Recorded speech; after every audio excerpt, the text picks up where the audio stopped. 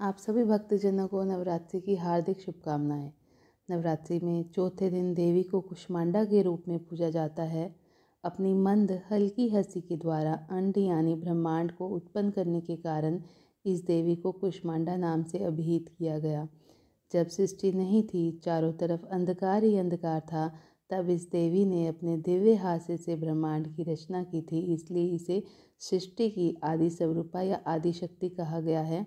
इस देवी की 8 भुजाएं हैं, इसलिए अष्टभुजा कहलाई। इनके 7 हाथों में कमंडल, धनुष बाण, कमल पुष्प, अमृतपूर्ण कलश, चक्र तथा गदा हैं। 8वें हाथ में सभी सिद्धियों और निधियों को देने वाली जपमाला है। इस देवी का वाहन सिंह है और इन्हें कुम्हड़े की बलि प्रिय है। संस्कृत में कुम्हड़े को कुष्मांड कहते हैं, इसलिए इस देवी को कुष्मांडा। इस देवी का वास सूर्य मंडल के भीतर लोक में है। सूर्य लोक में रहने की शक्ति केवल इन्हीं में ही है, इसलिए इनके शरीर की कांति और प्रभा सूर्य की भांति ही है। इनके ही देश से 10 दिशाएं आलोकित होती हैं। ब्रह्मांड की सभी वस्तुओं और प्राणियों में इन्हीं का ही तेज व्याप्त है।